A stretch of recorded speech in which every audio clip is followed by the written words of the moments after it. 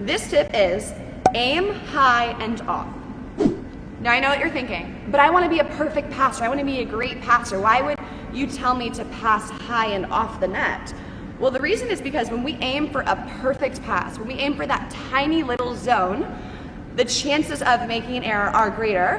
Whereas when we have a bigger target, there's a lot more room for us to use and kind of mess up if we needed to.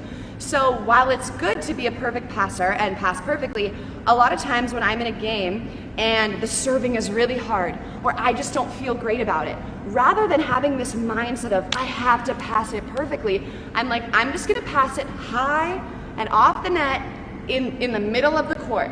And that is a pass that most setters are going to be able to get two great options out of, and also it gets me back in my groove, and then as I get better and I feel more confident in the game, I can start narrowing my aim to be more perfect. So aiming high and off is a trick that I think is for elite passers because you realize this isn't my day or this isn't my game. So rather than trying to be perfect and overpassing it or putting my setter in the net or going a little too far right, I'm just gonna aim high and in the middle of the court. So this is what those passes would look like. And what I'm gonna do is just rearrange my target to be this big area, nice and high, and usually those passes will end up being better and you'll have more consistency. And you'll have more goods than perfects, which in the long run I think is better. Having a bunch of goods as opposed to having a few perfects and a few aces. So let's see how that looks.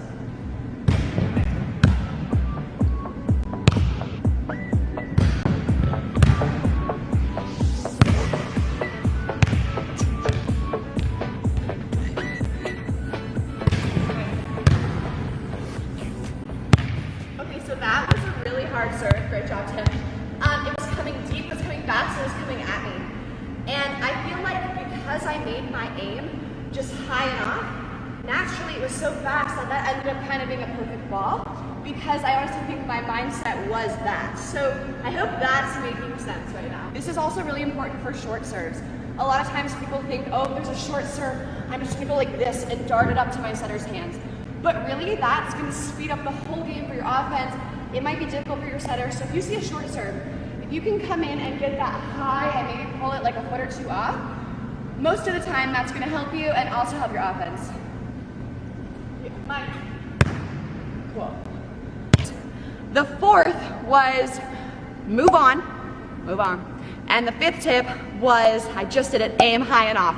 So I hope those things will help you. Once again, like I said, I'm not teaching you how to pass the basics. I'm teaching someone who's already a good passer to have 5 more things in their toolbox that they're thinking of and they can call on when things get difficult in serve receive and when we're passing.